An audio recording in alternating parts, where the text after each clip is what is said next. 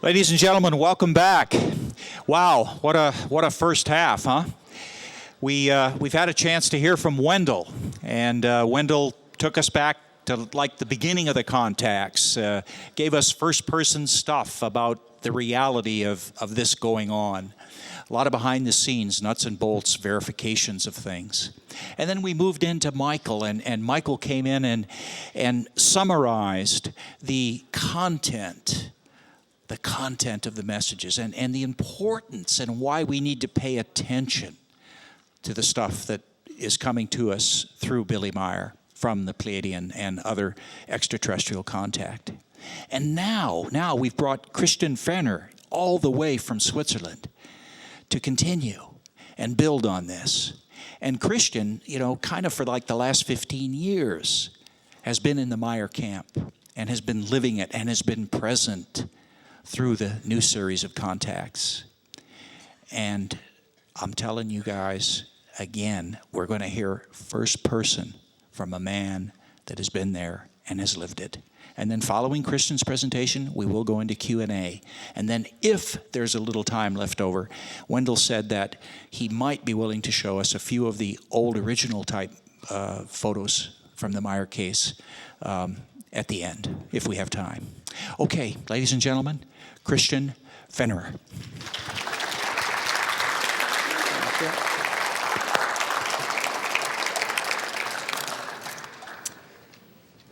Good evening. It's a pleasure for me to be here. Everything is dark here. I'm in the light. I need some paper here for my job that I have to fulfill here. First, I have to start here. I need the pictures. I've never been so far away from home, I must admit. And I never held a lecture in this kind of setting. And I'm not English speaking, and I won't talk as fast as Michael.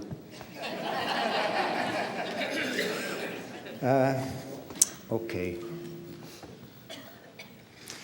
Here you see the shield that's at the entrance of the Semjase Silver Star Center. And you see the name Figu. Figu, that's, you see snow. This picture I made a week ago, last weekend. We still have snow since 3 months. What I can say is that I am a member of the core group since 1987. That's the translation, what Figu means in English.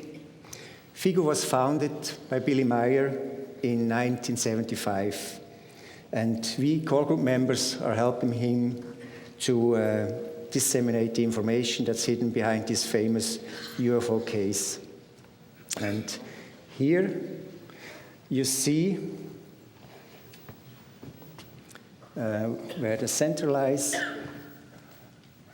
You see the mouse here, yeah, okay. It's not everything here. That's, here is the center. That's Schmidruti here. And this is a valley, there's a rim going around here. And I made last weekend also. And here you see the opposite direction. I have stood here on this hill here and made the other photo.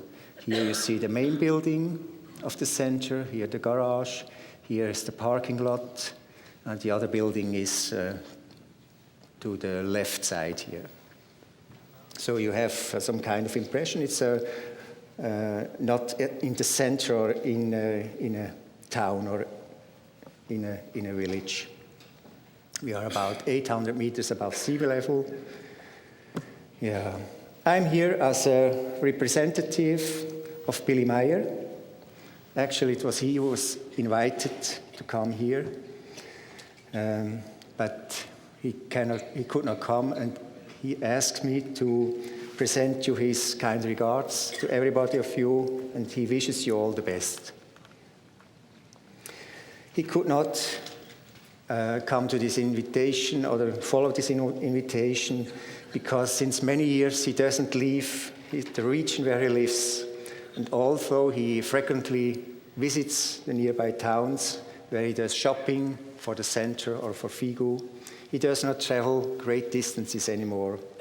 And he hasn't left Switzerland for years, but there are exceptions, of course, when he's invited for a flight with the extraterrestrials by his friends.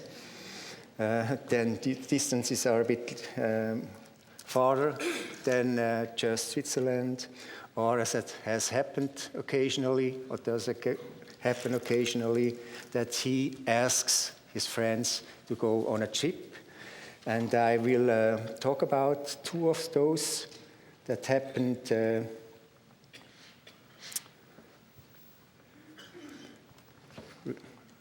recently. The picture should be here.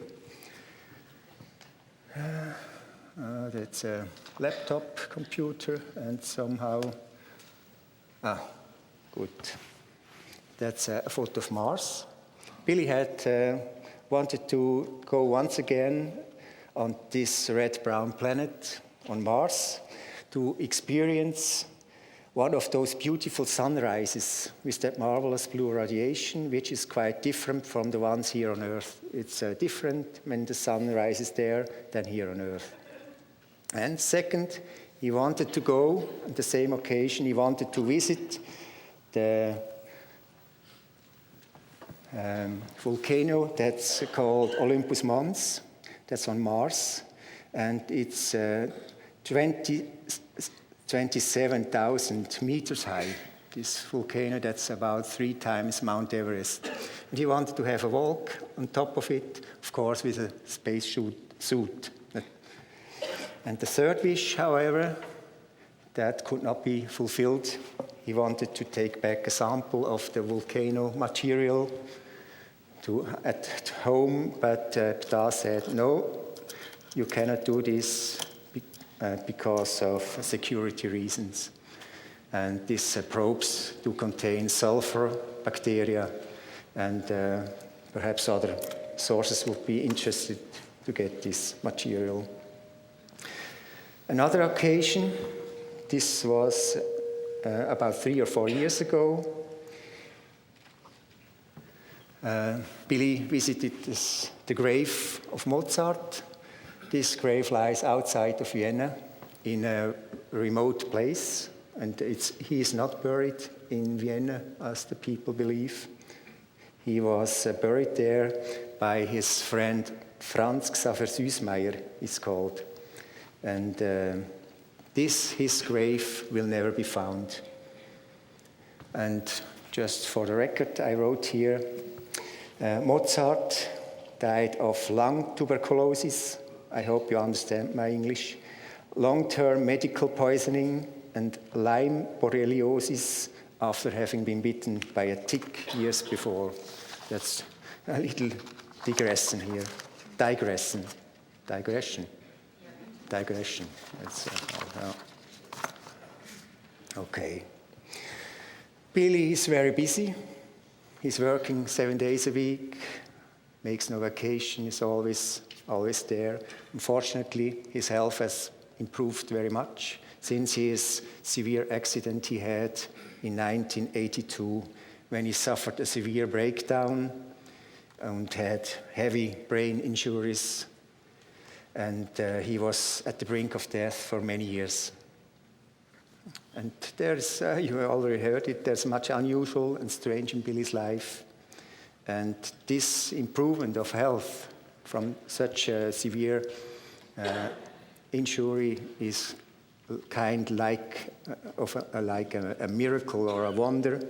But of course, wonder don't exist. So there are other reasons behind this. I want to present you a kind of an update of the last 15 years or so. And when I prepared my lecture, I didn't know who will be here, how much you know about this. And so I thought I will start with the persons. There are 39 people with whom Billy had contacts since his childhood. You will see then that there are some repetitions. I didn't know, didn't see Michael's lecture, but I heard once that repetition is the mother of all learning, and so it can be used for this. And when I say contact persons, this means that at least once Billy had a conversation with this person, and also that this person was made of flesh and blood, like we all of here, and not mentioned here will be all those many people he met during his travels when he was together with the Plejadians on the great giant mothership or elsewhere.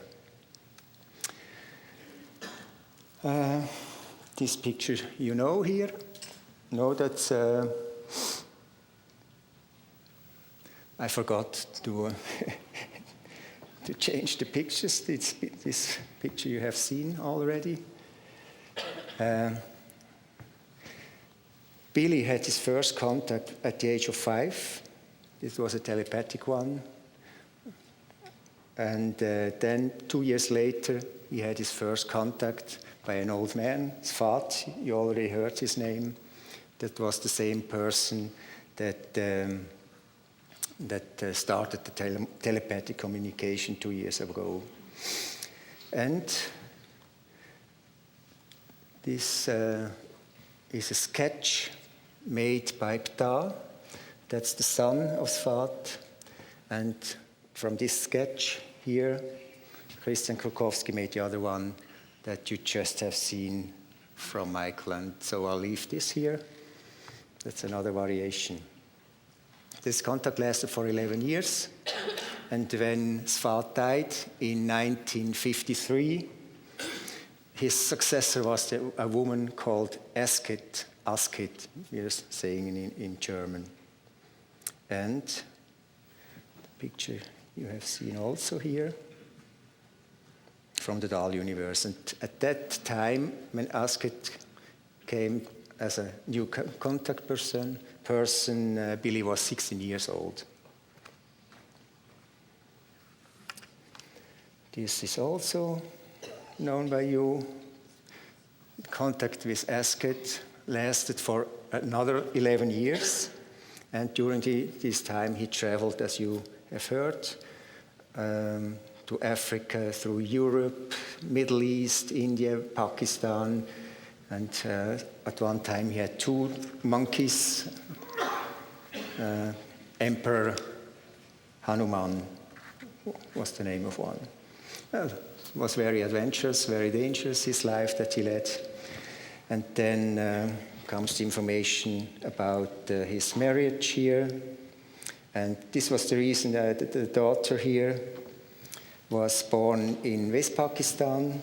And then he came back to Switzerland and settled down here. He was at one time, he was a watchman. He made his living as a watchman. So that's the reason why he has this uniform on here. And then, January 28, 1975, the green light went on regarding Billy's mission. The woman, Semjase, you know her, landed outside of Hinwil in Switzerland in a beam ship. And this was then the beginning of the contacts. And so, after a couple of months, Billy, and having been taken, after he could take all so many photographs, he went to the public, and then the worldwide resonance started. Semjase, by the way, is Svat's granddaughter, and was Billy's main person for many years. There's another microphone. Oh. Sorry.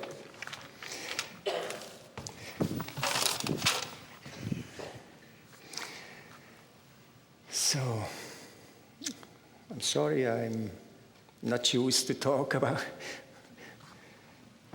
Yeah, then she, when Semjase had a severe accident at the center. She went to the dull universe for treatment and recovery, and there she will stay for a total of 70 years. Semjasis once returned in 2004 together with her friend Asket. Semjasis' home planet is called Era. The system is Pleiaren, also that's a plural, and the people have the same name.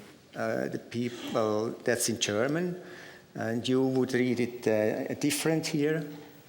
Pleiaren, I think you would say, but the correct name is Pleiaren. And for the first 15 years, the Pleiarens named themselves the Pleiadians, or coming from the Pleiades. And the Pleiades are these, the Pleiades that we are seeing on our night sky. And here you don't find any animal or human life. And they had a reason for this, to call them their origin Pleiades, because now when they changed and disclosed the information that they are not coming from there, you can now see who's talking the truth. And so you can be sure that anyone who claims to be in contact with beings from the Pleiades is either joking, cheating, or suffering from some form of schizophrenia. Billy's main person since Semjasis' departure is Ptah, here drawn by himself. This is the other version you have seen already, like this here. He will remain the main contact person as long as Billy lives. Ptah is Semjasis' father and Sfat's son. Ptah is about 790 years old and quite familiar with what's going on Earth here. He is the responsible Ishwish for Earth. Ishwish is a title and has the meaning of some king of wisdom, you could say, or he who has reached a very high level of wisdom. I think that's a better translation, because he's not a king. He's the Ishwish on Era, his home planet, and of the planet Alatides in the Pleiaren system, and here Terra, the other one. An Ishwish, or as an Ishwish, Ptah is the primus inter pares among the spiritual guides of the Pleiaren people. On Era there is no government like we know it here on Earth. There are 24,000 spirit guides distributed over the planet. They are working like other people, but they have some greater knowledge, and they are you could say they are teachers, and teach them the spiritual teachings to the population. Ptah and his family have special connections to Earth, because already Ptah's great-grandfathers, Gabriel and Hilak, were involved here. Hilak witnessed the great Santorin catastrophe 1,453 years before Christ. And Gabriel, he was the extraterrestrial father of Immanuel that you have already heard before. And regarding Immanuel, that's an additional information. That's a drawing of Immanuel. He looked like this. And there, the fourth edition of the Talmud Immanuel will come out during this year. At the moment, it's not available. And you will get it from, there is the internet address from Steelmark. And as you heard, James Deerdorf is among us. He is involved in the whole explanation and distribution of this book, and you see his internet address there. The next person is Quetzal, here also, the first drawing, the other version here. Quetzal is an interesting person. He was much involved during the first years of FIGU, and he was the co-author of FIGU's regulations and guidelines. When Billy met him for the first time, he was the commander of the Plejaren group who was working here on Earth in their station and in their beam ships. In the meantime, Quetzal has become an Ishvish like Ptah, and he's also responsible for 3 planets, one being the sister planet of Era, and 2 planets in the Harkonnen system. I don't know where it is. And Quetzal has 4 wives and 6 children. That's Pleia here. She's the sister of Simeasi, and one peculiar information is that she once drove Billy's moped. That's yeah. And Nera, she was in the Dahl universe. She is a friend of Asket, and he met her there on the Great Voyage. As you might know, in 1975, Billy made a trip throughout the universe for 5 days. He was in the giant beam ship of Ptah, and he could make many photographs, and also he could go to another universe. The next person, don't give much information. Rala, Isados, Electra. They are from Era. Then Menara, Alena. You can read. You see it behind. From there on, the Lyra Vega system, Lyra Vega that we see on the sky. Sana, Ectol, Lumia, Ters, just visitors from Druan, from the system Null. Then we have Solar, Talide, and Zeltan. Talide, the middle here, the woman, she had several years, she was a contact person with Billy, and then she witnessed, during the Gulf War, she witnessed the terrible atrocities that were done to the people there, and this, she got sick of this in her psyche, and she couldn't continue with her work here, and she had to go back to recover from the shock from these impressions she got there. Talida has yellow skin, yellowish, like saying the Chinese, because she has the same ancestors than the Chinese and Japanese people. And yes. Then, I don't know if you heard of Asina. She's from Deneb, from Cygnus, from the Cygnus system. This system is 2,000 light years away from the Sol system, and she belongs to an amphibian race. The average lifespan of her race is 230 years. And Asina resembles a cross between a frog and a fish. And her skin is smooth. And on the back of her head, she has kind of a crest. And she has long fingers, the double length of Billy's or mine. In November 1977, Asina and her crew were stranded on Earth because of an engine damage.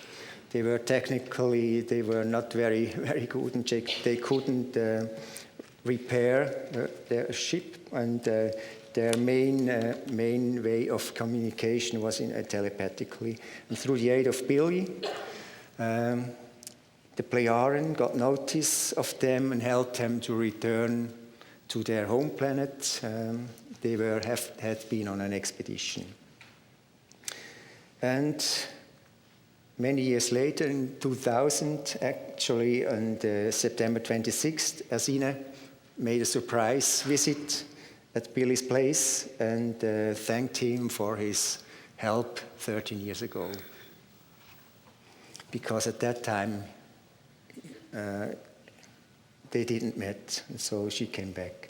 And 10 days earlier, Here in we core group member had the sighting. It was in the evening about 30 minutes past 9 in the evening when we were outside here where the birch trees there a bit, we stood there, and then that is direction to the north here, to the north. Must look like this.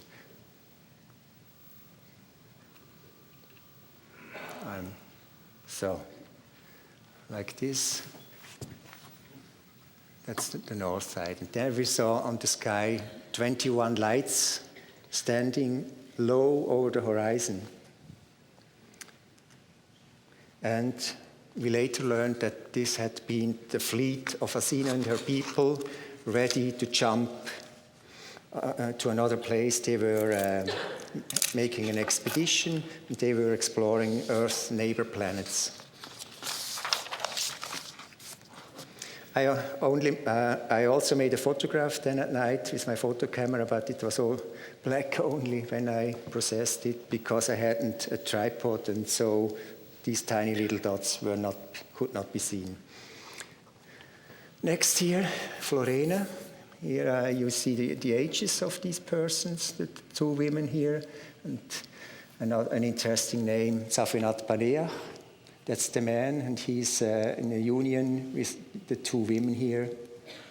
And Safinat Paneah, he's an interesting man that he has learned 23 professions. He occupies himself with terrestrial electronics. His main interests, I read it here, are the extremely fine electronics of the nano and ultra-nano technology, as well as subatomic technique and subatomic electronics. He owns a huge collection of computer devices here. I think about, for the last 20 years, he has every device that was invented here on Earth he owns in his collection. He's a computer expert and has a combination of knowledge of all electronic technicians here on Earth. And he is helping us with our computer system. And they gave us advice how to prevent intruders in our system. Then Enyana. She is Safinat Paneah's representative, and he's away. She is in charge of his tasks. Tauron, he is also one with many professions, 19 in all. He's mainly involved with security analysis and biological and technical cybernetics. Samyang, he is also busy in these technical fields, subatomic vacuum technology and subatomic crystal physics and crystal technology. And he's coming as the leader from the Nissan system here, the same ancestors as the Chinese and Japanese people. Sudor is the next one. His name means shoemaker, and he has a funny hobby. He makes shoes for himself. He is 18 professions, has he learned, among them ultra-subatomic computer technician. Nefratisa is his friend. Fetanika, she's, you can read it, Safinat Paneah's sister, and Tanete, she's Florena's sister. They are here, you see, intermingled. Yeah. Then, the next here, Gaudon and Queda. And a very young person here with 97 years. It's quite a difference to the other persons. That's Inobea.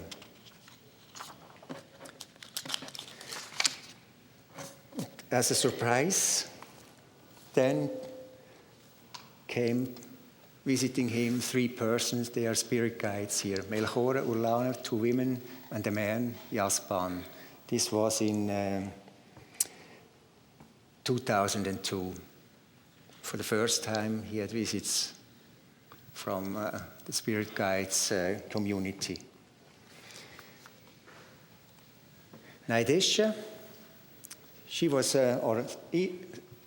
is a simple woman from the people. She had the great wish to visit once in her lifetime Billy, and she asked, can I come with you once to visit Billy? And he said, yeah, okay, come with me. And she's working as a supervisor in a plant for food production. And now I come to the youngest visitor ever, Kladena Aikarina. She's 11 years old. She was last year. She came visiting Billy. And the reason for this was that she had won a competition on error, a kind of a survey they made. They were trying to find a description for Billy's mission, for the mission that Billy and Figu is doing here on Earth. And she won this competition with this sentence here, or this expression, the silent revolution of truth. And this was accepted by the entire population as the name they are using in their chronicles, in their history to describe what we are doing here on Earth, and they are helping us. And now I come to the last person that was visiting, that was last month, in January this year, Florena's mother. Yeah, she's also from Era. And with these explanations, I wanted to give you the impression that these are not angels, no exalted or ascended masters, no supernatural beings. They are simple human beings. And that's an important thing to know, that the extraterrestrials are beings. They are not figments of the imagination or something unreal. They are real people driving with a ship and so coming in this way. And perhaps one last example for this kind of simple or human touch with these people. Ptah, as I told you, as the chief, not actually the chief, the primus inter pares of the whole federation. He owns a complete collection of all postal stamps that have ever been printed here on Earth in all countries. And I don't think that the supernatural human being or a supernatural being would have a hobby at all. And now, let's turn from this kind of who's who to the flying objects and the persons. And the beam ships, as they are called. Beam ships, it's a kind of an antique expression because it traces back or goes back to the time when they were propulsed with a beam. They had a beam propulsion. That is not the case anymore. The Billy Meier case, I think, is most famous because of these pictures here of the UFOs. That's many people are intrigued by this or fascinated by this. And there have been many pictures taken by Billy. And a huge amount, actually. And if I say a huge amount, that's the case. Like this. And I give you here a few examples. That's the first 100 here.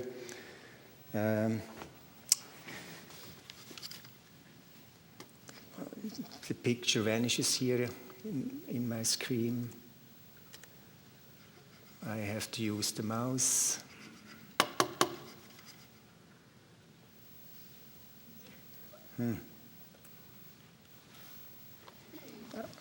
I I cannot see this.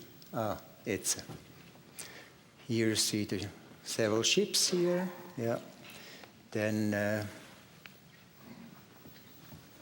here. There's a whole series here with the tripod. From these scenes, there are existing 8mm films as well as photographs, and another 100 here. You see here the hole that he shot with a laser pistol through the apple tree, or here are traces of his footsteps in the beginning in the middle of a field, coming to the way out of the field. Here you see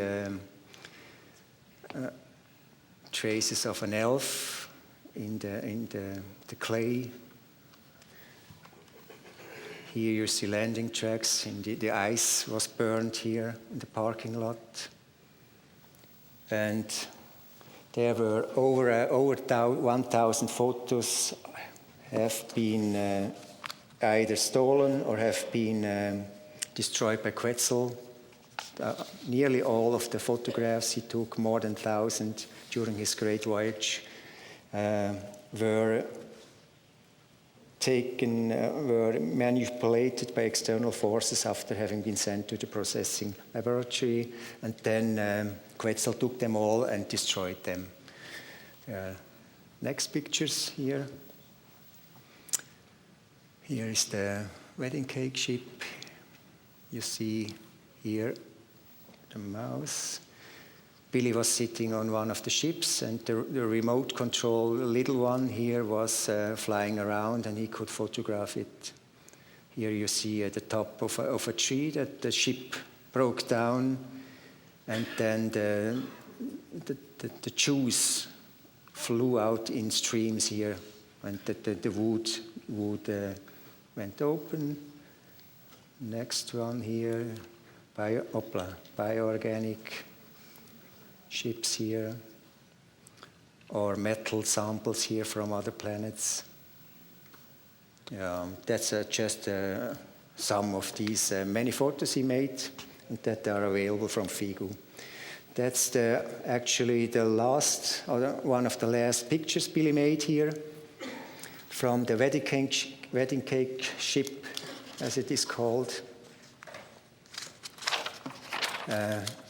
In the early 80s, Billy stopped making photographs of the beam ships, and he had then his accident, and so for nearly 15 years, no photos were made anymore from beam ships. And so we were pleased, of course, when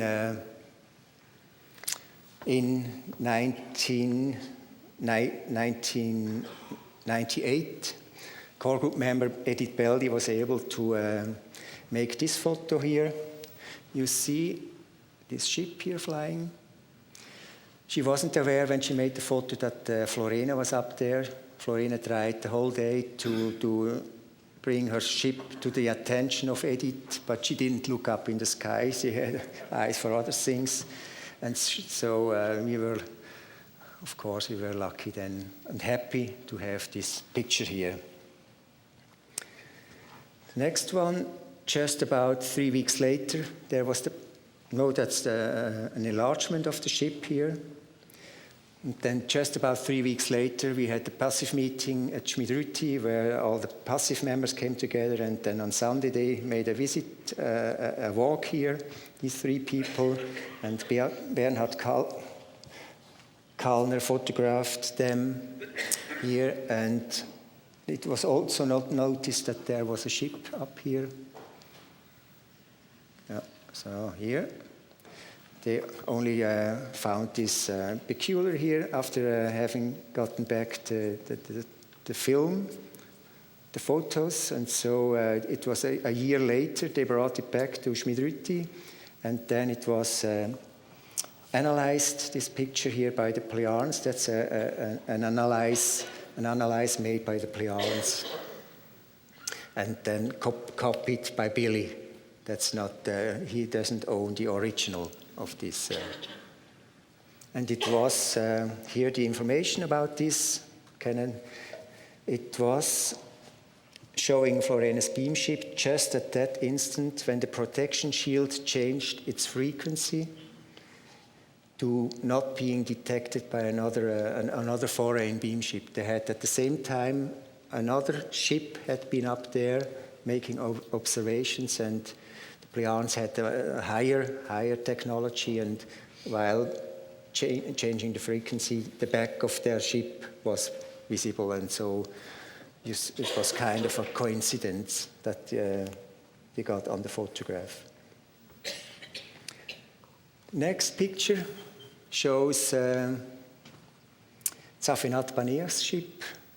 You cannot see that it's a ship. It was a silvery dot in the sky that was driving by or flying by. Safinat Paneer and Samyang were in it. And earlier that evening,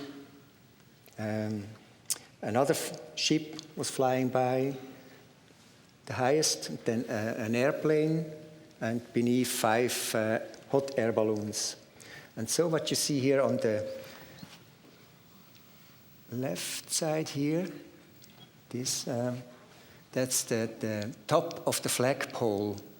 Freddy Kropf made this photograph. It's a 500 millimeter telelens up like this, beneath, just by the flagpole, and Billy asked that he put the flagpole top also in the picture.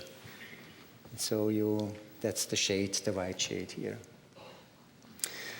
Then the next 2 pictures are made by me here. I had also one of my sightings. This war has been in May 2000. We were called that there was a ship up there at the sky.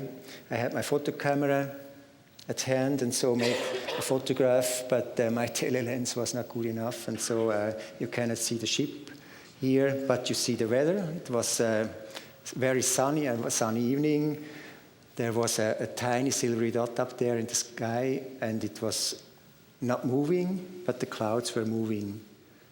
And then at one time there was a second silvery ship up there, and we could see this for half an hour. And so I thought, if I don't see I cannot photograph the ship, I will photograph the witnesses. There were 17 in all, but here you see just a few of them. Here you see they are from 4 different countries. Here from Canada, that's Silvano Lehmann. Here behind is Billy here, and he is looking here with a lens. Yeah. Then I told you that Billy stopped making photographs since 1981 or 1980, and then we got notice of a man from the Pirg. The Pirg, it's the region around Schmidrüti. It's called this. It's a native name. He was able to do making the best photographs since the 80s. He was there, up above the center, for 4 years. He told us later, or told Billy later. Again and again, he was there, sitting up there on the center's ground or above, and trying or be prepared to see beam ships. On the one hand, he was interested or fascinated by the thought, and he was also a little bit skeptic. And so in the night of June 5th, 2001, at 50 past midnight, he was sitting there and had his camera ready on the tripod, and he was able to shoot these 5 photographs here of Ptah's ship. He was able to do this because Ptah had analyzed his thoughts. He recognized and detected him sitting there, and they found that his interest was genuine, and so decided to give him a demonstration. And very interesting that the same man was able to make photographs again 2.5 months later at daylight, 2 photographs of Ptah's ship.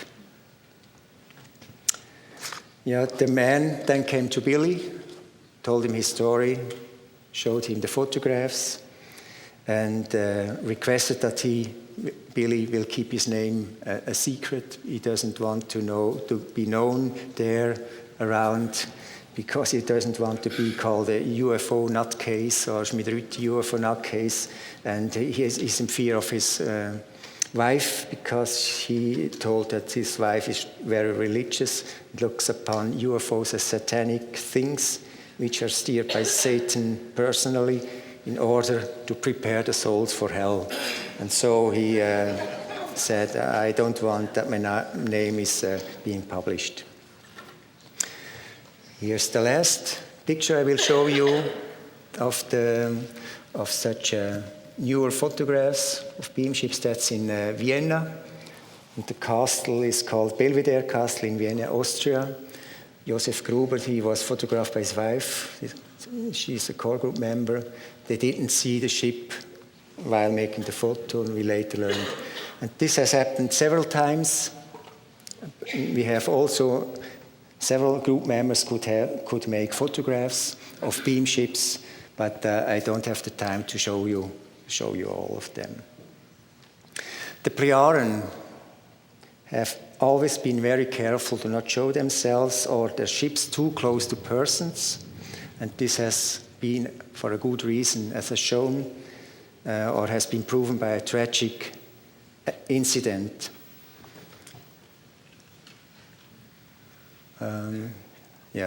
Here. You see, here you see the center. That's the hill above the center. Here is Schmidrüti. And there goes a road behind this hill here, down to Schmidrüti, down to the valley, to Vila. And here, Ptah noticed that 3 men drove the street every day to go to work. And he overheard their speaking there, and they made derogatory remarks about Billy and his contacts. And so, on that day, when he saw them once again passing by and joking about Billy and making their remarks, he had a whim to show his ship to the 3 men. And then, about a month later, Billy received several urgent telephone calls from 2 of the 3 men. 2 men have been brothers. And so he learned that one of the brothers couldn't cope with this experience. Being of a very strong Catholic faith, he could not match his experience with his belief, and his mental state got worse and worse. So after the second suicide attempt, while being in a coma, he was sent to the hospital. When Billy informed Ptah on that same day, Ptah felt deeply startled and immediately went to the hospital and deleted from within the man's memory the entire experience. When the man woke up from his coma, he did not remember his experience, could not explain why he was in the hospital. He was then brought to a mental hospital for recovery and therapy. And then the other 2 men and the 3 wives apologized, of course, for their former negativity towards Billy, but they also want to be kept a secret and their names not be mentioned because they have fear of the other people.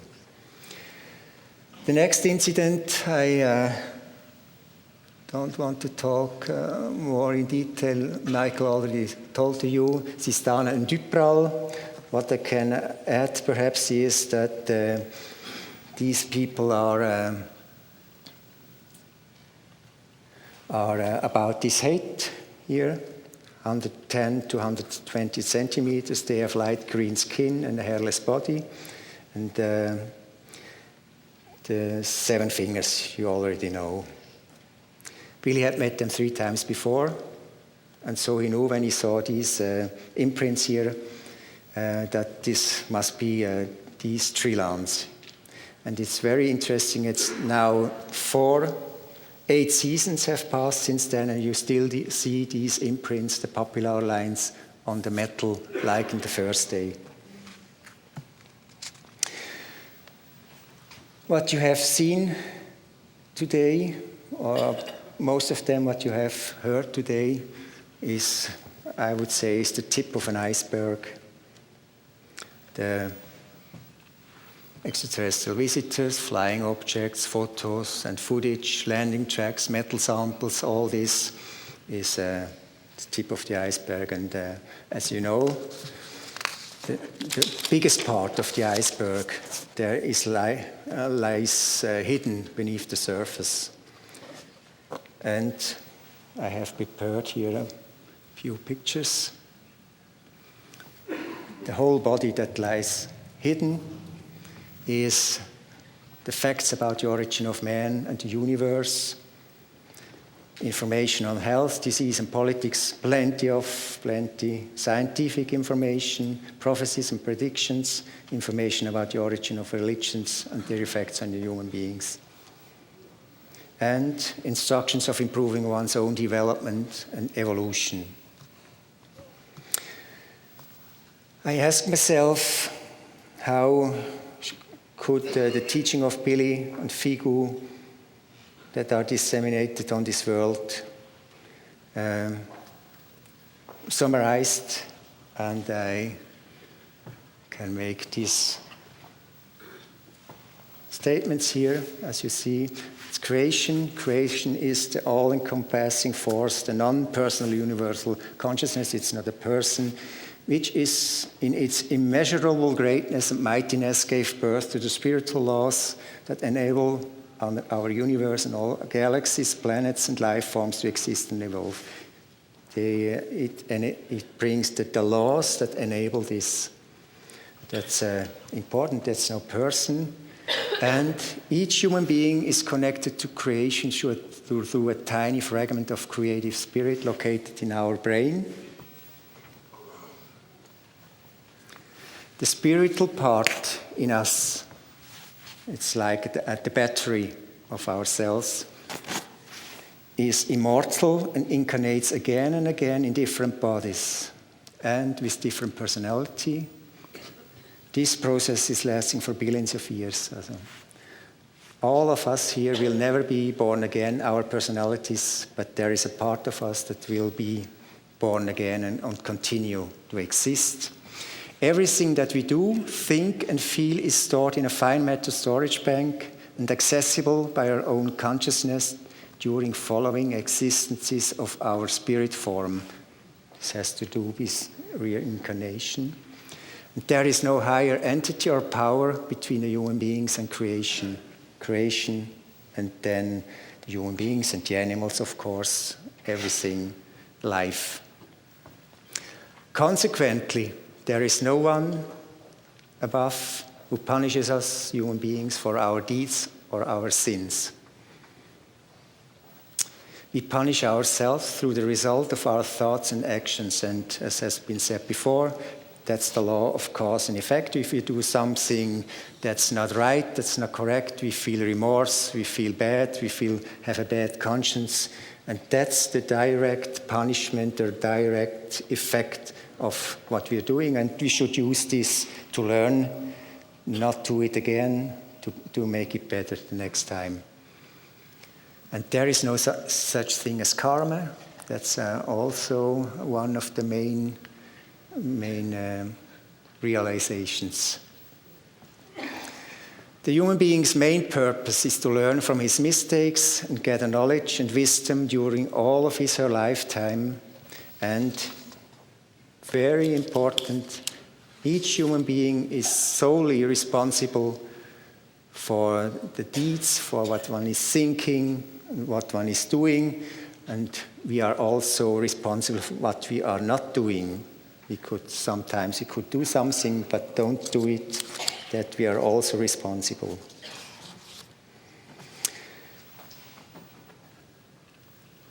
The prophets of old did not write down their teachings. There were other people around who heard what the prophets were saying and were then writing it down from memory and so. And this is not the case anymore. The knowledge that we receive, what Figo is disseminating, comes from two sources. Of course, extraterrestrial friends, Billy's contacts, contact persons, and the second source of this knowledge is Billy's ability to have access to the oldest fine matter storage bank in the universe, reaching back billions of years. If we take the source number one, since January 28, 1975, until, here you see, 808 personal contacts have occurred between Billy and his extraterrestrial friends, 1,004 telepathic contacts, and of all of those 1,812, 410 are documented. They are documented in this here.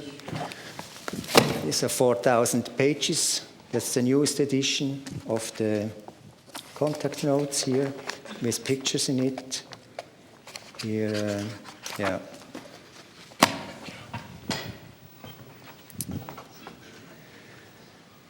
Each book has 500 pages. Yeah, and what's interesting, these have been corrected with the aid of the Pleiadians. Since several years, once a week, here, Bernadette Brandt, our secretary, is reading here the contact from the computer. Billy sits beside her with the original notes he typed with his typewriter or later with his computer. And above in the beam ship is either Pta, Florena, or Adriana participating in this process, and they give telepathically corrections through Billy. And he says, stop, here is a word is missing, and so on. They are reading their own contacts. I have to hurry a bit here. Source number two that I mentioned is, of course, Billy's books. He has written since 1975 about 40 books. And these are one of the couple of them. And I calculated this before I came here. From Figo, there are 24,000 pages of information available in German, and about 500 pages in English, and not counted here are the Guido Moosbrugger's book and the Talmud Immanuel. And what is not known to most here, I think, is that Billy started writing spiritual teachings for the Pleiadians in 2001, and in this period, you can read it. He wrote 6,812 pages. At the moment, he's answering 1,400 questions they brought him. It's a bit quite of a task, and he hopes to finish it by the end of this year. This mission of Billy's and the teachings and the information, you heard already something from Wendell and from Michael, seemed to be not so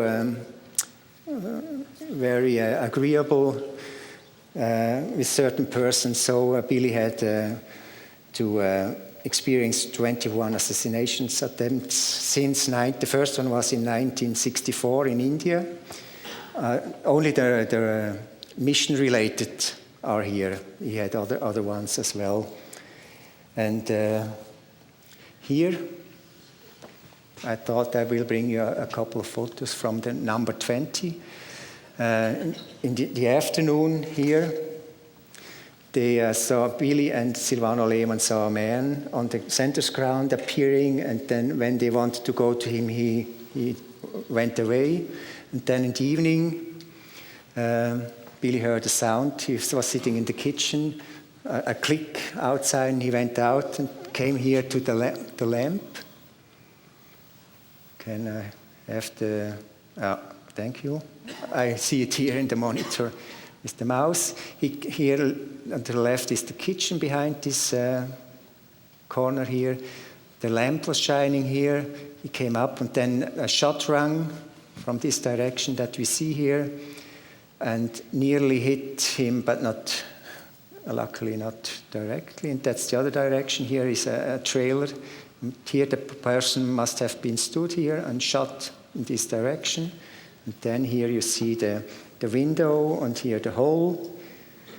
And that's the bullet here, the left one, the remains of the bullet that hit the wall. And then I can show you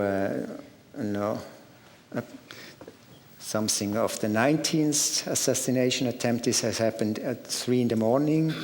Silvano and Billy were on the parking lot when suddenly Billy was hit here in the kidney area by this knife here. And luckily it turned, he was hit by the back here of the knife. And so he had a bad back here for a couple of days, but he survived. And Wendell is among us. He was a witness of the 10th assassination attempt. They were sitting here in front of the house at the center in 1980. This had been, and here you see the distance between the bullet on the wall and Billy's head. And so it's to be a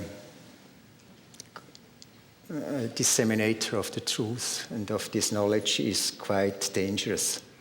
But he never said to himself, I will quit my task and will stop doing my mission. That's not Billy's nature.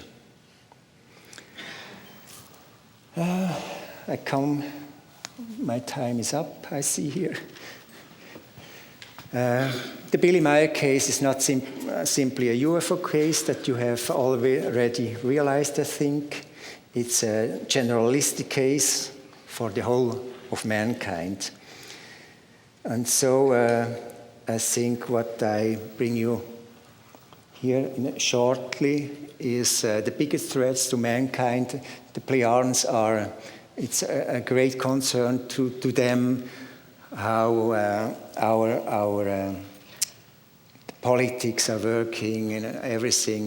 There are so much trouble here on Earth, and so the biggest threats to mankind are listed here. I listed them here as certainly overpopulation as the first one, terrorism and fanaticism, then interference in the affairs of foreign states, wasting of resources, wrong persons in governments, and the thinking a tooth for a tooth and an eye for an eye. That's there is revenge behind this and hate and everything. That's the biggest threats, and overpopulation lies at the root of all great problems and its consequences.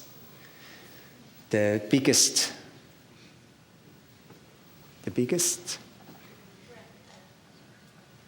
Thank you. Yeah, and if the growth of the human population is not coming to an immediate standstill and then to a decrease, the already non-reversible damages will grow even further, because that's really a big problem. And I have here the latest number of the terrestrial population. It's 7.5 billion people. And I looked at the Census Bureau in the United States. They are counting at the moment 6.4 or 6.5 billion. That's 1 billion less than it's the actual numbers, because the Plejadians are always have the actual numbers of living human beings on Earth. They have biogram devices that can show them who is alive and who is not. And 1 million or 1 billion people more, that's a really big problem. And urgent actions are a necessity, and here I list a few solutions. We don't only name the problems, you also have solutions, but they are not very easy, of course. This one here to make it, bring it to a reality all over the world. I don't think this will happen within the next week. Intervention into foreign countries must be stopped immediately. That's nothing new for you. The warmongering leaders must be removed from their offices. The people should, there are elections, and they should do their work correctly. And each country is responsible to solve their own problems themselves. We don't have to get into other people, to other countries and tell them what they must do if they don't ask. Stop with the piling of debt. That's also a big problem. Forming a multinational peacefighting troop, not under the command of one country, but in a different form. Dissolution of all political parties. Today, the politicians, most of them are just working for being re-elected the next elections and so, and that's not a good basis for a good government. And so, just as each human being is responsible for his thoughts, feelings, and actions, and for the results, this is also true for each nation and humankind as a whole. Each change is beginning in individuals and not in the masses. That's very important. All of us that we are sitting here, it must begin within ourselves. And so in this respect, I think I can say you that may peace be within you and grow through you. That's time's up. I read here. Thank you.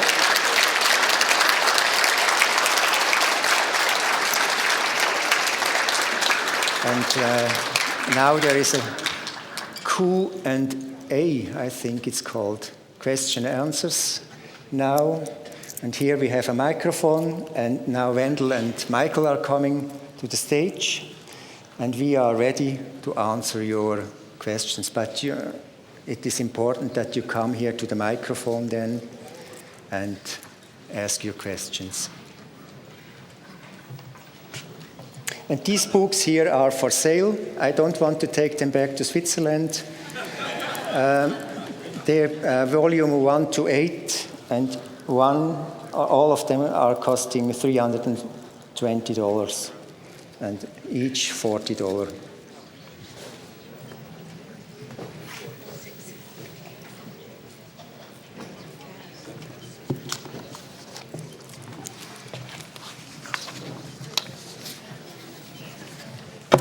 Get a chair. Can I have a chair?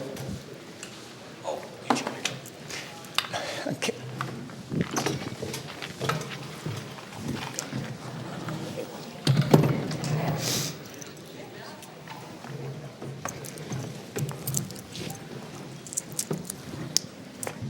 Gentlemen, thank you very much.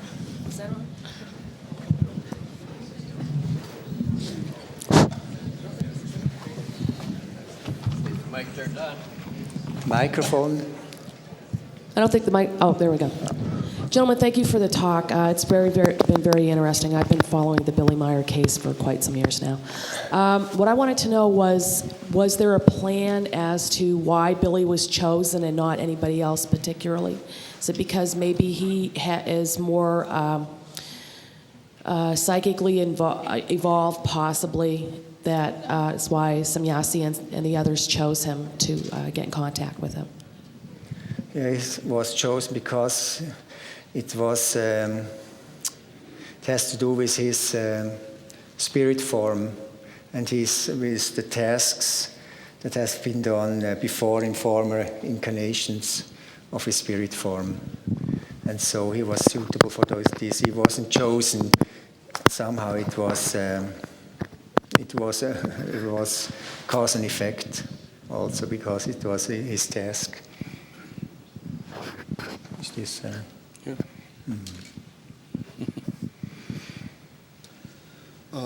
In terms of Plaharan responsibility, why are the Plaharans so involved in assisting Earth humanity to spiritually progress instead of any other ET races? And number two, and if each of you could address that in your own personal way. And number two, how does our spiritual evolvement and self-responsibility help the Plaharans? I don't know. Can you hear me? No, this is none, huh? Yeah. It's on suddenly. Part of my understanding of why the Plaharan are involved is because their forefathers, in many cases, were the gods of our antiquity.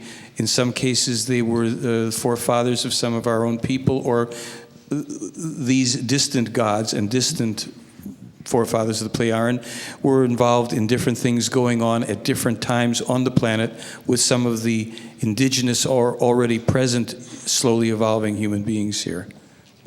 Mm-hmm. Well, there appears to have been a great presence here, a greater presence than now, before in the history of this planet. There's a story of a visitation, a major visitation that came 60,000 years ago under a Plaharan leader, Arhus. He brought 60,000 years, he brought 200 advanced spirits with him at the time that set up little fiefdoms all over the world in contact with Earth humanity. And it appears that Billy was one of those at that time. Does that sound right? He was involved from many incarnations in spirit form, but I cannot tell you all. He was in different times. His spirit form as Henoch and Henoch but Enoch was one of our major prophets in biblical history.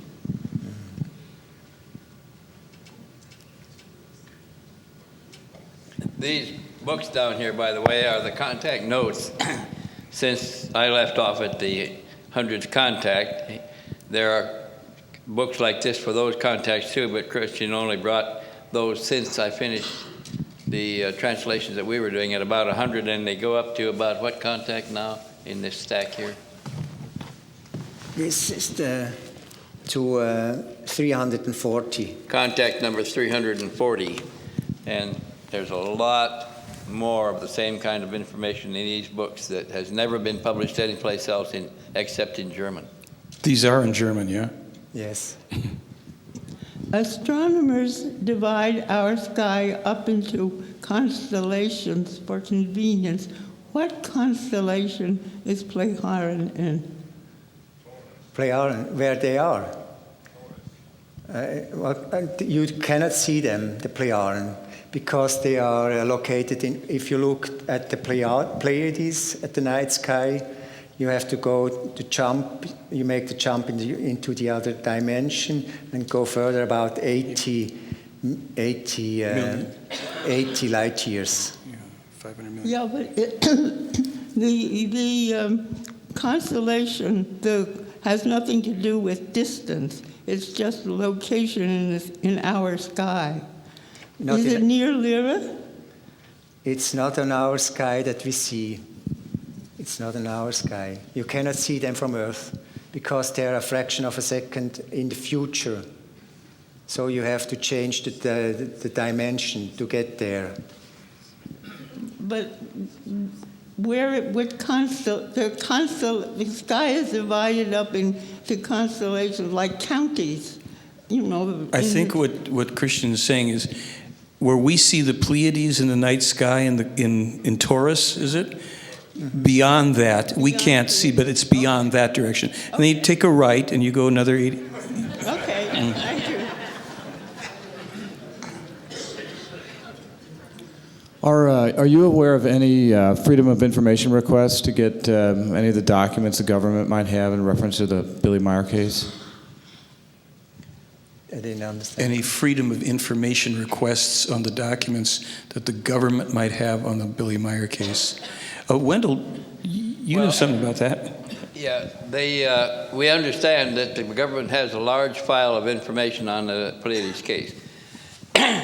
When General de la Tosa was invited to a major meeting in Phoenix involving the CFR and the Council of Foreign Relations and the Bendenbergs and a bunch of other powers behind the government. He was told at a break in that session, one of the men next to Jim leaned over to him and said, "I understand you studied the Meier pictures." And Jim said, "Yes." And the man says, "You know, we tried to get into that case, tried to get an agent in there and just couldn't do it.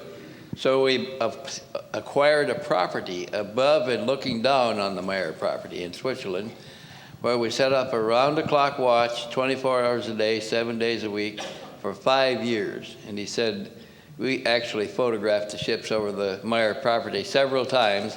And he said to Jim, he said, "I'll try to get you one of those." And Jim said, "Oh, man, I would love to have something like that." But he never got it. And we never heard another thing from that man. He said that he was a member of the CFR, in the part of the CFR that was studying the Meier case. Yeah, and we know that the Plean said that our newsletter is read by the governments, and they don't like everything in it. There are some information that they don't like, and so. But we are monitored by government agencies, of course, and you know, that's good, as you said. That's fine. They shall do this. Yes, I've been very impressed tonight with the presentation. There's information I've never heard of before, and it about blew me over. However, I wanted to just make a couple of comments of a debunker by the name of Cal Korff, who came up with some very clever comments up in Seattle about 5 years ago. And one of them was that he started off with that he went over there to, you know, check them out and take a look, and he supposedly couldn't find the city. It wasn't on the map where Meier lives, and so he went to the library. He said, "They ought to know." And he says, "Oh, you must be going to see Billy. Why do you, does he come in here?" "Oh, yeah, he gets books on trick photography." Well, that's very clever. Okay, the next one was he showed a picture which he duplicated with a saucer hanging from a balloon next to a tree where pictures supposedly were taken before. And it was hanging on a cord, and of course it has a little tippy bit, but it showed a jet, looked like it was coming in, diving on the saucer. Well, in actual practice, he claimed that there are jets in an airport behind it, there's coming in for a landing, and if he placed the saucer just right, it looked like the jet was diving on the saucer. Have you ever heard this story? And has Billy had some pictures showing us a jet diving on a saucer? I've never seen one, but okay. I know that Cal Korff was rigging a lot of things and alleging that was Billy's yeah, he work. contrived that very cleverly. That was very cleverly done. If you look at the first book that he wrote, a yellow-covered paperback book, sponsored by Bill Moore, by the way, he claimed that Billy was suspending the saucer, his model, between two balloons, and he showed the two arrows indicating the two balloons in a picture in our picture book, and those two balloons that he's showing were far apart. They weren't balloons, they were mishandled color separation plates at the printer's shop. They weren't using white lint-free gloves and masks when they were handling the color separation plates, which they should have been doing. And they're talking over the place and remarking on what they're seeing there, and in any kind of talk, there's little spittle drops that fly out in the air. That's what those are. When they dry on the inner negative, they look like they have a sharper outer edge. They look like a little balloon. And he's claiming that those flaws in the technique were balloons. But what would happen if you had two gas balloons out here and you hung a penny on a string between them? How long do you think the balloons would stay out at distance like that, long enough for you to take pictures? By the way, were you in South Dakota about 5 years ago at a UFO convention? No. Okay, so somebody else, right? There's a couple other things about the Cal Korff thing. If you go to my website, the They Fly website, there's a link to James Deerdorf's website and to Jerome Jansen, both of whom have diligently debunked virtually every line of Cal Korff's books. Plus, 2 years ago, I was at Santa Clara at the Bay Area UFO conference, and a guy came up to me who did graphic arts or something, and he'd given me his card. I don't know if I still have it. He had been approached by Korff to do some graphic work, and Korff said, what would it take to make this thing look like it was suspended by strings? And if he was telling the truth, that was pretty odious. But you can read the debunking done by Jim Deerdorf and by Jerome Jansen and discover for yourself. Christian, this is for you. You said you joined FIGU in 1987? Yes. Could you tell me a little bit about what brought you to join the FIGU and what kind of job you had at the time and possibly now? I'm not sure what you do exactly. And can you tell us a little bit about the work that you do at the center? I have been interested in UFOs, of course, in extraterrestrial life, and actually I came to the Billy Meier case through America because I read in an American newspaper about the book, coffee table book then, and when I went to a bookstore in Zurich, suddenly I saw this book and then I bought it. There was no address in it, but finally I found Billy Meier, and so I was a passive member and then a core group member. Are you talking about the Lee Elders book that you saw? Yes. And that's what you meant by... The big one here. Okay. Mm-hmm. So what made you decide to join FIGU? I mean, did you, after you met Billy, or... I didn't understand. What was the reason you joined the core group? The core group, yeah, I wanted to, I learned that this was the real thing. I was searching all my life, not all my life, since I was 20, for what is true, what can be, what is real. And then I knew when I started to read the contact notes and the books, I knew that I have found the real thing. By the way, they have just republished that picture book that Christian mentioned in Germany. Well, actually, it was published here, but it was republished with the original, with the transparencies for the publication made from the original slide transparencies. And those were the cleanest edits I've ever seen. Michael Horn has some of those on his table back there, but the resolution in that book that was published just recently is so much better than the resolution we had. And if you compare the two pictures that we're talking about, where the little spittle drops are, there's nothing like that in the new book. Yeah, we got the message that we have to conclude, so a couple quick things. I know Christian is here till Tuesday, yeah? Tuesday morning. Tuesday morning, so effectively through tomorrow. And Wendell, you're here for all week, yeah? And I leave on Wednesday, but I think I can speak for all of us, no, I'm kidding, and say that we would be happy to talk to you outside of here and tomorrow or a little tonight or what have you. The photo book is available through my website. Anything we can do to give you information or help, happy to do it. I think they've called a halt to it, but One more question. Oh, you guys can go. Oh, we can. One more question. Oh, because they had it times up on this thing. One more question. That's an error. We can go. We can do it. So Okay. until they say it wasn't an error. Okay, I've studied the Pleiadian works comprehensively, but there's a certain group, a certain school that says that they are referred to as Pleiadians. Have you heard about this concept?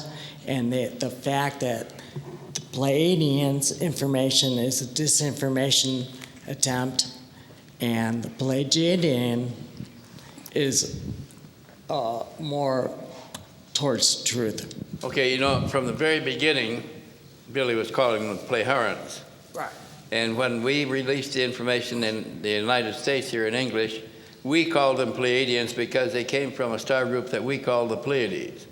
We knew the difference, and we left it that way for a very good reason. There were two other things that we used to see, to check on feedback from what we were releasing. One, we continued to call them Pleiadians, whereas we knew that they were Pleiadians. If anybody else came along and was channeling Pleiadians, we knew that it wasn't the same ones that were contacting Billy. As long as you recognize it, Pleiadians? Pleiadians was what they were called.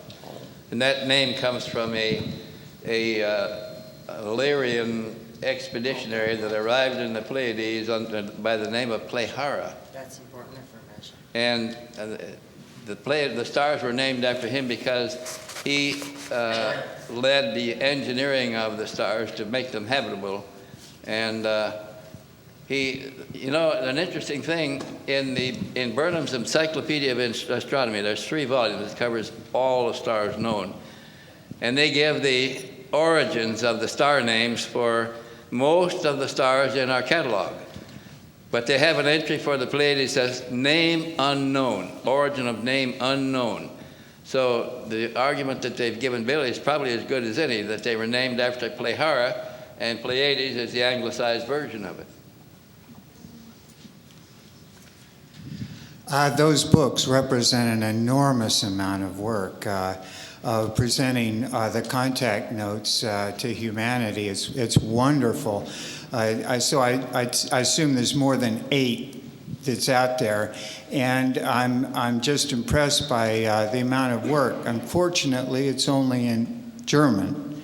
Yeah. So obviously, Mr. Stevens' work of 4 volumes, the first 100 contacts, is the only English translation of that many contacts that I'm aware of.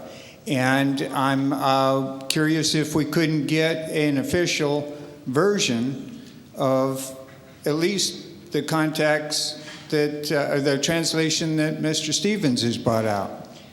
Well, let me tell you how difficult it was to get the translations we had. We started with a lady that took me to the case in the first place. She was a Swiss journalist, wrote, read, and published in 5 different languages in Switzerland. And she took me to meet Billy, and she offered to translate. When I wanted to maintain contact with him, she said, if you'll write me the letter in English, I'll translate it and send it to Billy. And he'll answer it in German and send it to you. That was before I met Billy. So I sent several letters to her first, and she did this. And then the time came after about the 4th letter. She said, this is getting to be too much for me. I'm going to have another friend of mine, also a multilingual journalist in Germany that speaks and reads and writes 5 languages, Ilse von Jacobi, to translate some. So Ilse translated some more letters between me and Billy. So when I got the first German notes, contact notes from Billy, 1,800 pages of them, I went first to Lou Zinstag and asked her if she would translate the first 2 contact notes for me so I could see what they said in English. She did, and I took them back to Billy and sat down with him to correct them, and he says, oh, this is not right, this is not right, this is not right, this is not right, scratched things out. Then he raised his eyes and he says, this woman is a born-again Christian, and she's seeing all the information through Christian eyes. He says, that's not correct. There are too many errors. Can't use that. So I went back to Ilse von Jacobi and had her translate the same 2 articles, same 2 contact notes. And took them back to Billy again, and he says, no, that's not right, that's not right, this is not understood right, that's not right. And he said, he raised his eyebrows again, he said, this woman is a theosophist. She sees things only in terms of the philosophy of the mystic masters of the Far East. He says, that's not correct either.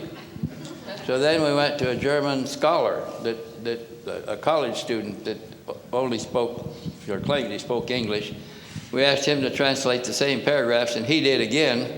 When I took that back to Billy, he did the same thing, and he said, this man is stuck with Einsteinian physics, and the Einsteinian physics are not correct.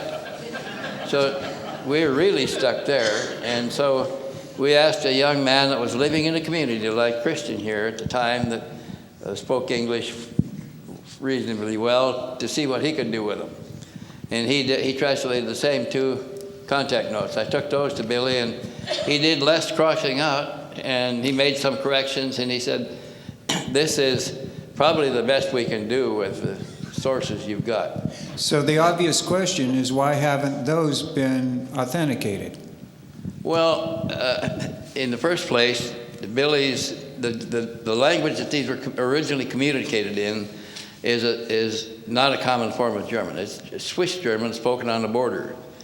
And it's like Welsh English or Scotch English. Even Englishmen can't understand them. So when we go to German translators, they have to be fluent in the language on the border. There are colloquialisms that just don't translate. And No, I mean, the translations that you've made, the 100 contacts that you've already had translated, why can't we get those authenticated, corrected, and turned into acceptable form? Okay, because we reached the point where we didn't have any other way to go with the translations, and to put anything out in English, we would have to take the best that we had, which Billy didn't want published. He says they don't read correctly in English, and he didn't want me to publish them, but I published the first volume anyway, and everybody was interested in the next one, and I did it to the whole 1,800 pages I had.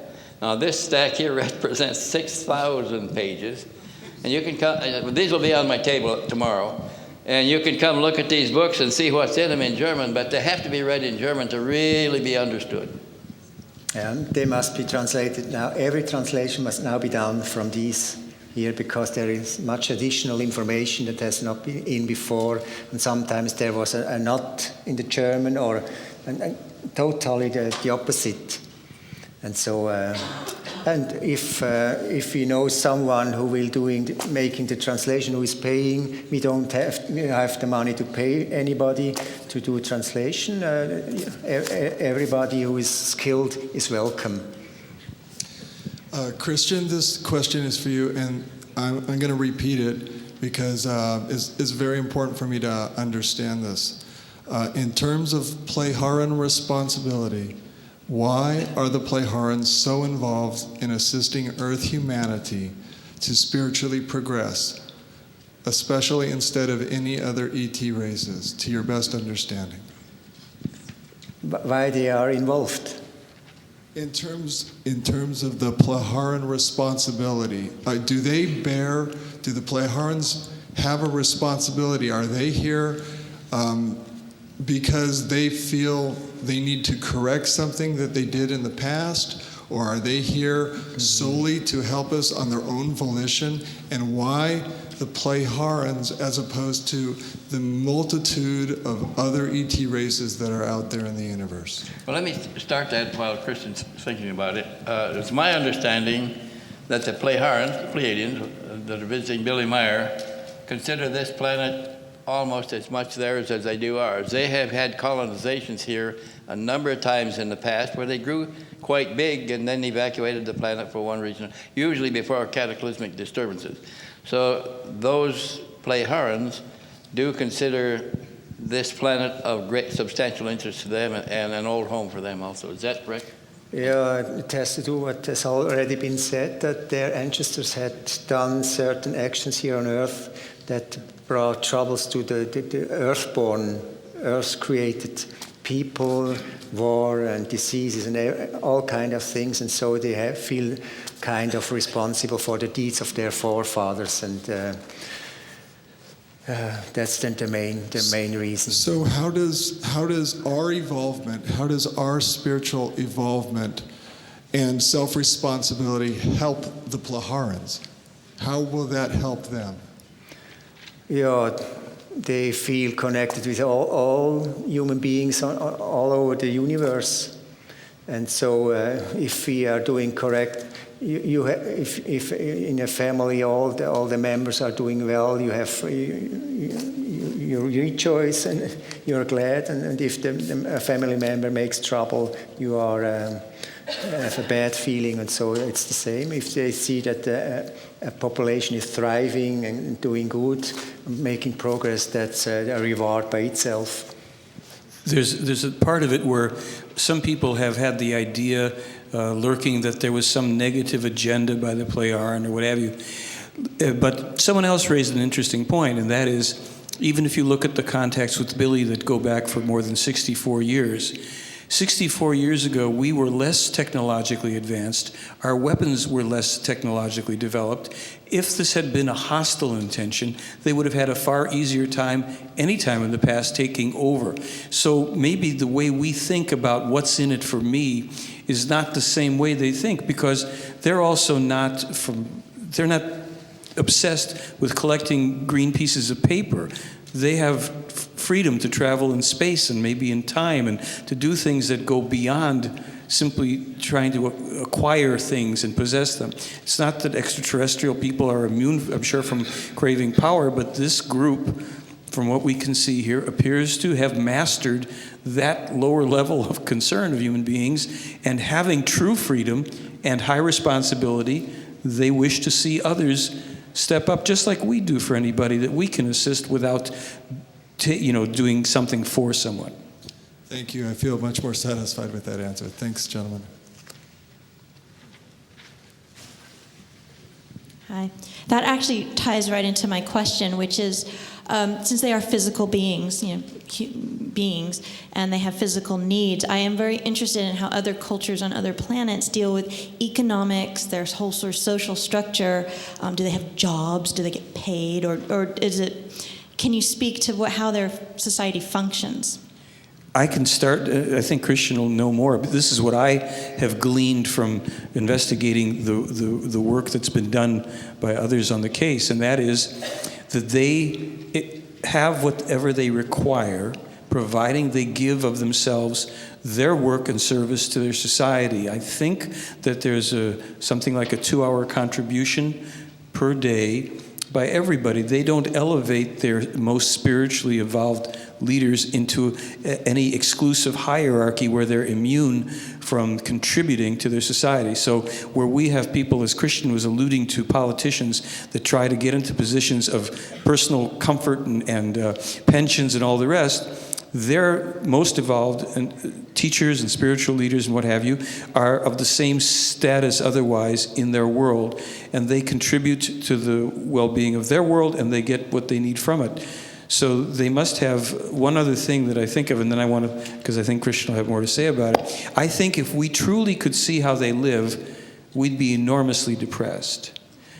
Really, because we would see that for at least 10,000 years, we've had a planet with only 250 years of peace. We're constantly warring with each other and ourselves. We're hell-bent always to possess some new thing at any cost, and we exhaust ourselves in the pursuit of acquisitiveness and unnecessary excessiveness and excessively unnecessary acquisition. They appear to have mastered that, where they realize that their freedoms are immense and enormous. They must have high responsibility at the same time, and I don't think we know that level of freedom, and to see it would probably be give us a longing in our hearts for what fools we've been for so long. I think it would be good for us to see that. I think that's sure. a good example. Do you want to add anything to this? Yeah, they see the importance of manual work. You cannot always work with your head. You need some kind of compensation. And Quetzal, for instance, he built himself a blockhouse with his own hands.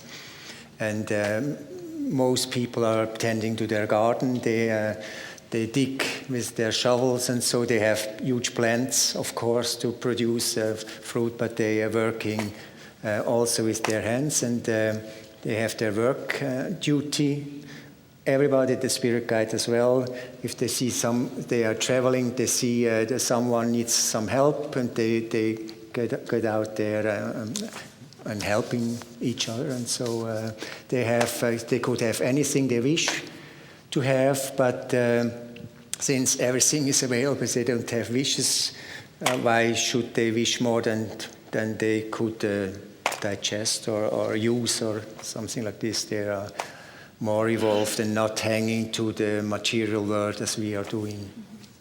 So it is closer to a sort of utopian society. Is there anything that they're struggling with? Yeah, they have to struggle. They have to learn. They have psychological things to learn. There are different characters among the people. You have to cope with another person you don't like as much, and to work. They have problems, but they have no war, and they have no hate, and they have no jealousy, and these things they don't have anymore. And they live 10 times longer or so. So the consequences more than 10 times. Yeah. 11. Thank you.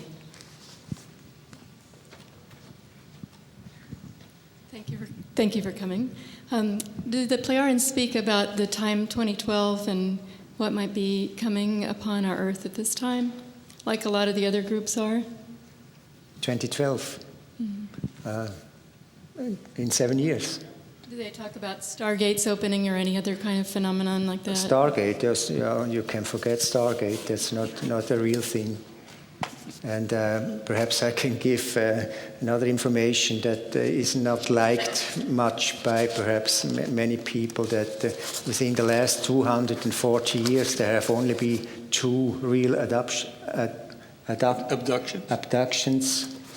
The last 240 years, and to my knowledge, this has been the Betty and Barney Hill case, and the one Calvin, the Pascual. Was that in Mississippi? Calvin Parker or someone. Oh, Calvin Parker? Yeah. You must know this. You know, only two cases. Never. Oh, Pascagoula case. Yeah. What about the Pascagoula case? That's a real That was considered a real one. That's a real one, and so many people have made up these happenings. They have by some ways they have foreign metal in their skin and so, or under their skin, and so that's has nothing at all to do with extraterrestrials. One of the things, and I'm not going to lose the thread of what you asked about 2012, but to elaborate on what Christian was saying, let's go to something I didn't get a chance to go into in depth. In 1997, Billy had a contact in which he was told that the UFO cover-up actually started in 1915, when the sighting of extraterrestrial objects over the World War I battlefields were at first thought to be United States craft. This is from the translation from the Gaia guys, so you could tell me if they got it wrong or not.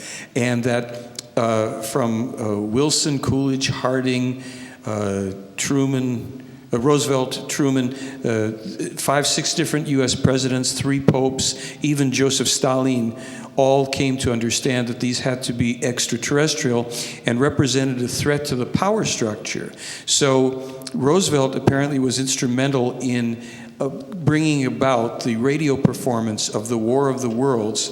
He had, the Secret Services pressured H.G. Wells to adapt it for a radio presentation and Orson Welles to be the one that would narrate it, so as to start a trend of creating a negative idea, a fearful image of extraterrestrials as weird life forms, dangerous, and this would be seeded through all of our media and all of this stuff. So this is an idea. I don't know this is true or not. I'm just telling you what this information says. So in there is an agenda to make people fearful of extraterrestrials, and all of this, as well as the kind of humorous and playful images we've had in the media, has been percolating through the media for maybe 70 years. In the subconscious, in our subnoxious minds, we pick up all this stuff and we craft things to our own, even unconsciously crafted fears and desires and what have you, and we mix things in there. So to some degree, to whatever degree it may be, don't we understand that we are fabricating a lot of things and that the psyche is strong enough to create these things? We know that people with multiple personality disorders can manifest scars or have them disappear, or all sorts of things happen. You know of people who have stigmata, who produce bleeding in their hands because of some consciousness-related energy or disorder. So if what Christian just said, that only 2 genuine cases of abductions, everybody that's interested in the abduction field is going to go, no, that can't be true. But what do we really base this on? As he was saying about little items caught under the skin, Billy had written that people very often pick up things accidentally and it forms a scar around it, and then or spider bites and different things. So before we simply swallow the idea that everybody and their brother and sister is on some conveyor belt into extraterrestrial craft and having, babies born that you never can find and all this other stuff, maybe we should calm down and take more responsibility for our thoughts and investigate how we got off on this whole tangent with evil extraterrestrials, and also know that in this case they say there are negative extraterrestrials and your world is going to have to defend itself at some point against them too. But But don't go giving away all your power to every fantasy about bug-eyed aliens examining you, on the table. And perhaps for the end of this, I didn't say this in my lecture, an information that since 1927 there have only been 8 real contacts between ETs and terrestrial human beings. That's an information from the contacts. One being the Dan Free, or the Fry from America. And so, Dan Fry, yeah. Dan Fry. So Billy doesn't say he's the only contactee. He says he's the only one in contact with this particular race. Mm-hmm. And, everything else is a lot of opinions. Have to think it through for yourself. As to the 2012 question, one thing I noticed in the information was that was one year in which the possibility of a third world war could take place, but there were a number of years, 2006, 2008, 10, and 12 among them. But this is up to us. Maybe we don't have to have a third world war if we really start getting that we don't have to have that. So those numbers, I know that this is probably asked in connection with the Mayan prophecies and the Mayan calendar, about which I know almost nothing. So I really can't comment on that. But in terms of the Meier case, the only thing I've seen about 2012 was specifically about a possible year for this war to happen if we are not working this out. Yes, this is for Christian. How have the ages of the contacts been determined? Or the age? The ages. There's so many years old. Yeah. Billy is interested. They already know the Plejadians, the new ones that are coming, that he will ask them about the age and about the profession or something like this. And he always asks now the meaning of their names. I didn't mention them, all of these names. The meaning behind this, he's interested to know, because he's writing, one of his books that he's writing is a book of names. He already has written one, and there will be a very large book, and so he needs this information for his book. And is this Earth years or? Earth years, yeah, of course, yes. Mm-hmm.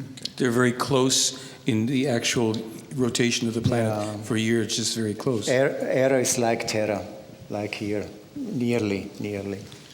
And did you say that the contacts have helped with editing the notes? Didn't understand. The Plejadians have helped.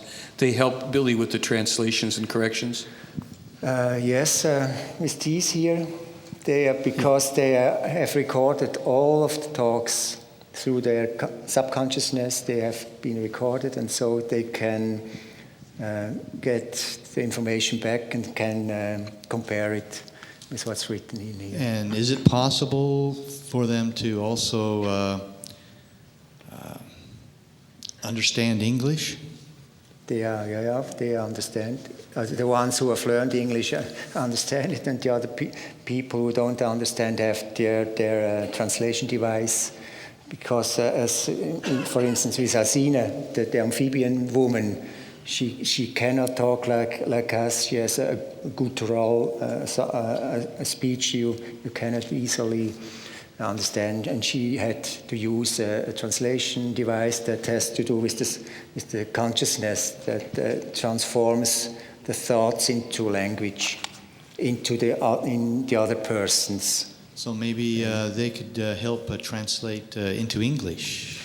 Yeah, they don't do our work. We have to do our work for ourselves, and all the people of language region has to look that they get their translations done by themselves. FIGO Switzerland is responsible for German only. And there are like another 5 languages currently being translated. So if there were people that were willing to help with the translation and were competent or could help to fund it, then the translations can proceed in the language. For instance, the people in Australia, Dyson Devine and Vivian Legg, are doing on their own time translation, and they submit it to Christian for approval to see, is this, close enough in the meaning of the contact so that we can post it as an unofficial translation and people can at least have a gist of the information? And in Japan they have translated several books. There are people who are paying a professional translator to translate the books, and this is possible also in the English. Yeah, it's in Italian and Spanish they're working, and I think, is it Russian or Polish or something also? There's a Russia is the Talmud Immanuel is also the only one in Russian. This will be for Wendell. Do you believe that the current Pope Benedict is one of the 5 conspirators?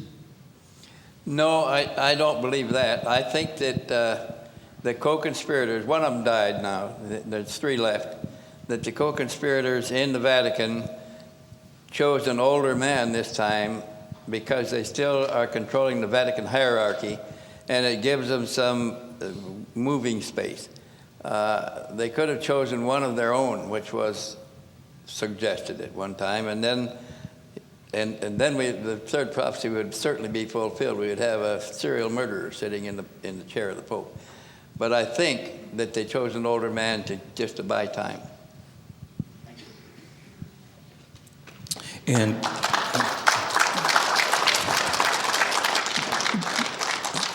by the way, I just want to bring something up.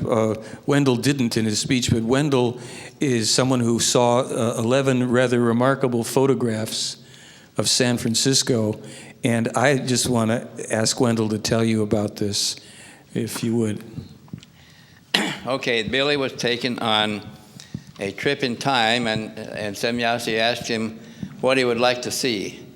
And he said, I would like to see San Francisco and the next big earthquake that's been forecast or predicted for it. So she took him someplace in time and showed him San Francisco undergoing a major earthquake where it was shaking buildings down. And and she allowed him to take pictures on the viewing screens with his camera, and there was one picture of the Transamerica Tower breaking about 2/3 of the way up from the upper right-hand side as you looked at it from, I think, from the east, down to the lower half left-hand side at about a 30-degree angle, and it was beginning to slide off.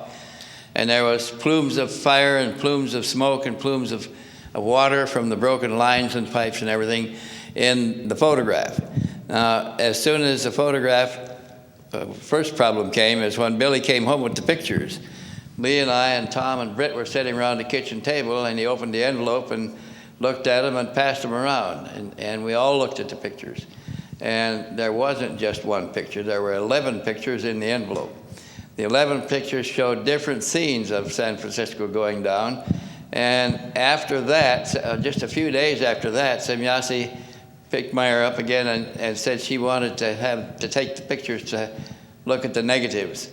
And when she refused to give them back, she said, you showed the pictures against our instructions to others that can affect the lives of a lot of people, and we're not going to return the pictures to you. So he never got them back. All it was ever saw was the 11 that we looked at. And the one picture that had the Transamerica Tower in it matched a painting that was done for GEO magazine by a staff artist fairly closely, but not really exact. The buildings were the same, but the plumes of smoke and fire and gas were not in the painting. A few of them were, but not like in the picture that we saw. And other buildings were collapsing. There was a rectangular building with towers on both ends, and the towers were falling in, smashing the middle, and things like that. There was also, we were looking for cars in the streets to try to gauge some time for this to happen. And the cars that we couldn't recognize on the street, and there weren't too many on the street, by the way, the streets were not completely closed as in the GEO painting. The GEO painting showed the streets impassable for emergency vehicles. In Billy's pictures, they were not impassable. They could have been cleared with a bulldozer or something like that. But we were looking for a time somehow, and so there were a number of cars shown in the pictures. And the car that we had never seen was a car that looked more like a Volkswagen than anything else. It's a smooth contoured car.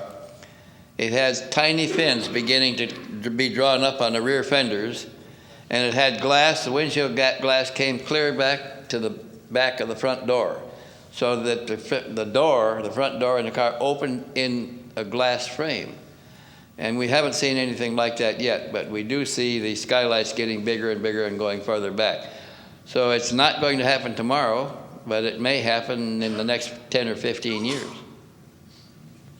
And those other 11 pictures were quite graphic. They showed some scenes that overlapped, so we could see that as we looked at the pictures that we were all related. And it was very impressive to see. It looked like a lot of destruction, but they told Billy at the same time that this could be avoided by mass mind concentration. People that gave up harmful ideas and wars and things like that add energy, negative energy to the situation. Enough of that could have stalled this all off. It didn't have to happen. Anybody else have a question? We've got a couple minutes remaining. What's the nature of the contact today? Please use the microphone. Or I'll repeat that since it's short. What's the nature of the contacts today? You know more about this. Yeah. They're still going on with Billy now? Yeah, now 21st January was the 410th. And now at his birthday in February 3, he certainly had contact also. And so we are about 412, and they will continue as long as he lives. Face to face? Face to face, yes. Mm-hmm. And telepathic also, yes. Mm-hmm. They come in his bureau, his office, or he goes up or outside sometimes in the surroundings. I think I'll tell a quick couple of things in a minute. Billy, when I visited last year, we were talking about some things, and he said when Ptah had brought some of the younger women and people who are only 130 years old or whatever, and he said that two of the women, I think it was, wanted to go and look at the birds that are in the enclosure, and he said, well, be careful, no one sees you. And they said, well, we'll screen ourselves off, and they disappeared. And so Billy said to me, he said, I never get used to that. As many times as I've seen it, someone just disappearing in front of me. But here's the one that I really love. In 2004, when I was there, a year before last, I was with Billy, and I happened to see he had his computer there, and I looked over, and the printer had all these sheets of paper. And he said, oh yeah, I write the teachings for the Plejaran people. And Quetzal comes and he picks it up and he takes it back, but this is very foolish and time consuming. So he said, next week Zaphanat Paneah comes to fix my computer so that it will now write it will go to a separate server, and it will go to a separate little disk above the earth, and then it will send back to the Plejaran. So last year, I went there and I thought, I've got to see if I can trip Billy up, because as much as I know this is real, you have to keep, there's a responsibility. So here it was. I said, Billy, last year you said Zaphanat Paneah is coming. And he said to me, oh yeah, I write the teachings for the Plejaran. I always have him over here, and then Quetzal has to come and pick him up. But Zaphanat Paneah came. He fixed the computer, so now when I write it for the Plejaran, it goes to a separate server, goes to a little disk, and it sends it to the Plejaran. But he has to come back. I said, why? He says, he screwed something up in my computer when we fixed that. So you have an IT from outer space, and there it is. Time's up. Thank you. These books that Christian brought from Switzerland are the continuations after the first 100 contacts. He's agreed to leave them on my table back there in the back for anybody that wants to see them. They cost $50 in Switzerland, and if anybody wants to buy any of them for that, we can't discount them. I think Christian had to pay for them to bring them here, but they are a bit. $40. $40. I'm sorry, $40. $40 for anybody that's interested. But you can look through them, look at the contacts. It's in German, but there's a lot of pictures and corroborative information filed with the case in each event.